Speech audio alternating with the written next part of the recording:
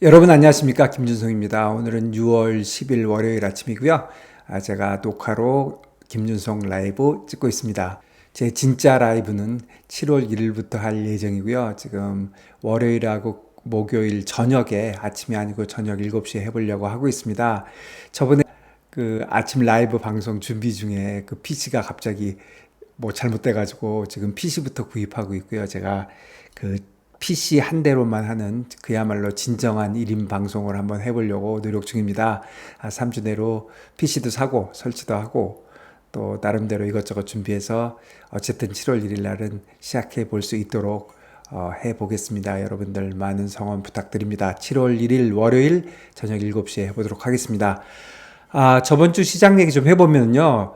진짜 금요일 날 예상치를 벗어난 강한 고용 지표가 나왔습니다. 그래서 사실은 주식보다는 채권 쪽에서 심한 움직임이 있었는데요. 한번 같이 보시죠.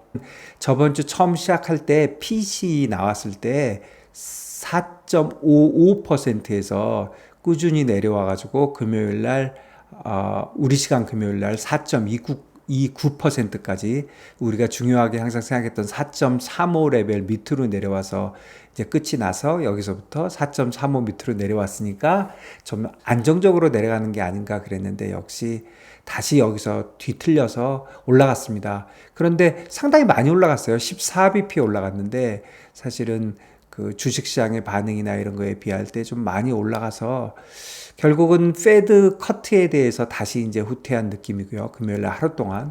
그리고 최근 그 10년짜리 금리가 급락을 좀 했다고 보는 게 아닌가. 거기에 대한 되돌림도 좀 있었다 이런 생각이 좀 들고요. 주식은 선방했습니다. 주식은 그 경기 하강에 대한 우려도 동시에 감소한 거죠. 페드 커트가 후퇴를 했지만 그것도 같이 감소를 하면서 결국은 뭐 이런 얘기들을 하는 거죠. 미 기업의 이익 악화 요소잖아요. 그거에 감소된 것이 뭐 나쁠 수는 없다. 뭐 이렇게 생각하는 것 같습니다. 어쨌든 주식은 선방하고 금리 쪽은 많이 움직였다 이런 얘기고요. 그리고 구체적인 내용은 뭐 여러분들 다 아시겠지만 난판 페이롤이 27만 2천 개, 에스티메이션이 18만이었는데 한 10만 정도 더 나왔고요. 임금 상승도 가속화되고 있고 그리고 실업률은 또 4%로 상승했네요. 그러니까 결국 난판 페이롤 숫자하고 실업률은 약간 상충된다 뭐 이렇게 생각할 수 있는데 어쨌든 난판 페이롤 그러니까 신규 고용자 수에 대해서 시장은 굉장히 민감하다 이렇게 봐야 될 것 같습니다. 일정을 보시면요. 이번 주에 뭐 일정이 좀 많은 편인데 FOMC가 11일하고 12일 그러니까 화요일하고 수요일 날 있고요. CPI가 12일 날 오전에 발표되거든요. 그러니까 미국 시간 FOMC 11일, 12일이니까 미국 시간 수요일 아침에 CPI가 나오고 그날 오후에 이제 FOMC 관련된 발표가 있다 이렇게 될 것 같습니다. 그래서 이번 CPI가 FOMC에 어떤 영향을 줄는지 한번 봐야 될 것 같고요. 그리고 또 이번 주에 BOJ 미팅도 있습니다. 목요일하고 금요일 13일, 14일 있어서 이번 주는 저번 주에 그 ECB가 금리를 내리고 그런 일이 있었잖아요. 그런데 거기에 대한 FOMC가 어떻게 나오는지 또 저번 주에 난리를 쳤던 PCE와 또 상충되게 나왔던 고용지표 그런 거를 정리한 CPI는 어떻게 나올지 이런 것들이 관건이고 또 달러엔 관련돼서 또 일본의 BOJ에서 어떤 얘기를 할런지 그런 것들이 관건인 것 같습니다. 그런데 보면은 역시 요즘 많이 보는 거는 난판 페이롤, CPI 이게 제일 많이 보고 그게 제일 따끈따끈한 뉴스다 이렇게 생각을 하면 이번 주에는 그게 관건이다 이렇게 봐집니다. 그리고 뭐 큰 건 아니지만 조그만 걸로 애플 개발자 회의라고 그 매년 하는 거 있잖아요. 그게 오늘부터 시작해서 일주일 내내 하는데 사실 애플이 뭐 최근에 플러스로 돌아섰지만 그 아이폰 관련돼서 중국의 판매라든가 이런 쪽에서 좀 부진하고 또 아이폰 성능에 관련돼서도 특별한 게 없다 이런 지금 그런 평가들이 있어서 지금 애플이 좀 약한 편인데 글쎄요.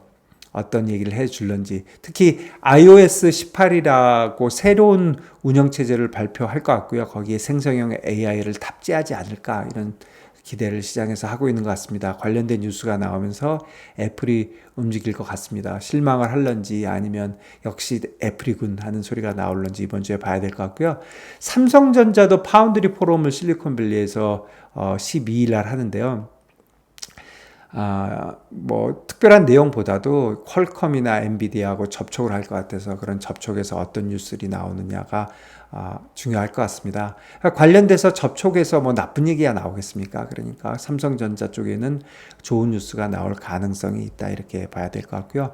그리고 엔비디아 오늘부터 액면 분할합니다. 그래서 이제 엔비디아 갖고 계신 분들은 갑자기 9주를 더 주는 거죠. 한 주 갖고 있으면. 그래서 한 주였던 게 10주가 되는 거고 가격은 10분의 1로 줄고 액면 분할이 되면 보통 주식이 좀 오르거든요. 사실은 뭐 오를 이유가 근본적으로는 없는 건데 지금 엔비디아가 뭐 $1200니까 뭐 150만 원이 넘잖아요. 그러니까 한 주 사기가 좀 어려운 소액 주주들이 이걸 한 15만 원 정도, 뭐 16만 원 정도로 내쳐놓으면은 많이 살 수 있다. 뭐 그런 의미에서 사실 보통 오르는 거잖아요.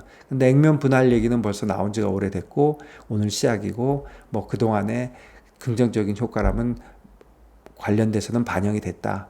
그래서 액면 분할 때문에 뭐 시장이 움직인다. 그럴 것 같지는 않습니다.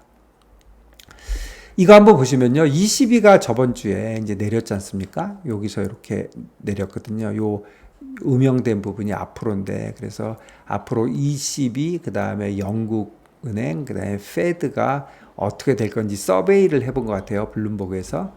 그랬더니 지금 이 노란색이 20인데 22가 여기서 한번 내리고 이제 요렇게 내릴 것 같다는 거고요. 그리고 BOE는 이제 곰방 내리고 그리고 페드랑 같이 내리고 한 번 더 내리고 같이 내리고 그래서 여기 가면 이런 식으로 그래서 지금 시장은 이런 식으로 어쨌든 여기서부터 이렇게 올라갔던 이런 금리가 이제 내려오는 과정이다. 그런데 올라올 때 상당히 급하게 올라갔잖아요. 이번에 무슨 뭐 25bp씩 안 올리고 뭐 한꺼번에 많이 올리기도 이렇게 여기 많이 올리기도 했고 그랬는데 내려올 때는 급격하게 내려오지 않고 좀 이렇게 천천히 내려올 것 같다. 그러니까 산에 올라갈 때 급하게 올라오고 우리 내려올 때 저 돌아가지고 천천히 내려오잖아요. 뭐 그런 형태가 되지 않느냐. 뭐 그리고 사실 내려오는 점도 여기까지 내려올 것 같지는 않고 이제 사람들이 요 정도를 생각하고 있는 거죠. 그래서 어쨌든 지금은 이자율이 내려가는 쪽으로 본격적으로 이제 진입을 했다. 그 내려가는 경로와 패스를 여러분들 어떻게 되는지 좀 봐야 될 것 같습니다. 그리고 진짜 금요일 날 놀랬습니다. 이거 난판 페이롤 나오자마자 여기 또 4.28까지 갔고 뭐 이랬던 게 한 방에 이렇게 쭉 올라가서 결국 여기서 끝났습니다. US 트레저리 일드가 좀 조용했었는데 역시 난판 페이롤 그다음에 CPI에 또 크게 움직일 것이다. 이런 생각이 듭니다. 사실은 저는 4.35 밑으로 내려왔기 때문에 그런 대로 아래에서 거래될 줄 알았는데 좀 서프라이즈 했습니다. 그리고 달러 쪽도 당연히 이제 저번 주에 미국 이자율이 내려오면서 달러가 좀 약세가 됐었는데 다시 달러 이자율이 다시 이제 되돌림이 되었고 달러 이자율이 올라가 버리니까 달러도 어느 정도 올랐는데요. 그런데 가만히 보면은 이 그래프 보면은 이거는 달러 인덱스가 아니라 블룸버그에서 만드는 인덱스거든요. DXY가 아니라 이것도 뭐 사람들 많이 안 보는데 블룸버그는 자기네들이 만들어 놓은 거니까 계속 이걸로만 보여주는데 뭐 레벨은 뭐 무시하시더라도 뭐 DXY하고 그래프 모양이 똑같습니다. 그런데 최근에 보면 요 빨간 표시돼 있는 것처럼 은근히 서포트를 받아왔다. 지금 그런 얘기입니다. 그래서 제가 이거 5월 31일인가 그때 나온 그 PC이거든요. 5월 31일 날 나와서 이제 저번 주 내내 그런 대로 시장이 이자율이 좀 내려오는 쪽으로 가다가 금요일 날 뒤집혔잖아요. 그래서 제가 CPI 관련돼서 말씀드려보고 싶어서 그런 건데 이게 지금 PC는 요게 에스티메이트하고 액추얼이거든요. 이거 보세요. 완전히 다 같잖아요. 여기 리얼 컨슈머 스펜딩 이것만 달랐지 나머지는 이 PC에 관련돼서는 완전히 예상과 적중했어요. 결국 무슨 소리였냐면 그런 대로 시장이 예상하는 만큼 물가가 내려오고 있다는 뜻이었거든요. 그렇다면 이번 CPI에서도 PC가 이렇게 나왔는데 특별히 달라질 게 있느냐 하는 생각이 드는 게 하나가 있고 그 다음에 난판 페이롤이 그런 식으로 나왔으니까 이쪽도 변화가 있는지 모르겠지만 글쎄 좀 봐야 되겠지만 CPI가 아주 폭등하는 레벨로 나올 것 같지는 않습니다. 그리고 이것도 같을 때 나온 건데 MOM으로 보면은 그 코어 있잖아요. 코어 PC는 0.2가 나와서 여기 보시면 0.2 나왔잖아요. 코어 PC 0.2는 사실은 금년의 최저입니다. 그래서 그런 대로 물가가 잡히고 있다 지금 이렇게 보고 있는 상황이었거든요. 불과 일주일 전에만 해도. 그러니까 결과는 봐야 되겠지만 폭등하고 뭐 그런 일은 없는 거 아닌가 그런 생각이 듭니다. 그리고 요번에 이제 6월이니까 FOMC가 끝나고 나면 이런 표를 발표를 하잖아요. 여러분들 그 페드 공식 사이트 가면은 그 프레스 릴리스 가면은 이제 요거 보이는데 이게 뭐 여러 장입니다. 여러 장인데 딴 거 볼 필요 없이 이제 요것만 보게 되는데 요 앞에만 요 첫 번째 요 표만 보면 되거든요. 그래서 GDP 그다음에 실업률, 인플레이션, PC로 PC 인플레이션 이런 거 이제 나오고 그리고 요 밑에 보면 이제 프로젝션이 나오잖아요. 그래서 페드 펀드 레이트가 24년 말에 4.6, 25년에 3.9, 3.1, 그 다음에 롱거런이라고 그래갖고 좀 길게 보면 2.6이 될 것이다 이렇게 본 거고 그리고 그때 디셈버고 요거는 이제 3월이잖아요. 3월에 요거 사실 안 옮겼어요. 요거는 조금 올렸지만 뭐 요걸 좀 올리고 요거는 안 올리고 그랬어요. 4.6, 4.6, 3.6, 3.9, 2.9, 3.1, 2.5, 2.6이거든요. 요번에 그러니까 요 4.6은 어떻게 봐야 되냐면 페드가 타겟을 여러분들 다 아시겠지만 이렇게 밴드로 주잖아요. 그러니까 4.5와 4.75의 밴드면은 중간값이 4.625쯤 될 거 아닙니까? 그러니까 이걸 반올림 해가지고 4.6이라고 쓴 거거든요. 그러니까 이걸 4.6이면 우리가 보통 얘기하는 4.75입니다. 그러니까 지금 5.5니까 3번 내린다는 거죠. 3번 내린다는 거고 여기하고 여기를 비교해 보면은 75bp, 요게 4거든요. 3.9니까 4니까 4.75, 4니까 75bp 내린다는 거죠. 1년 동안.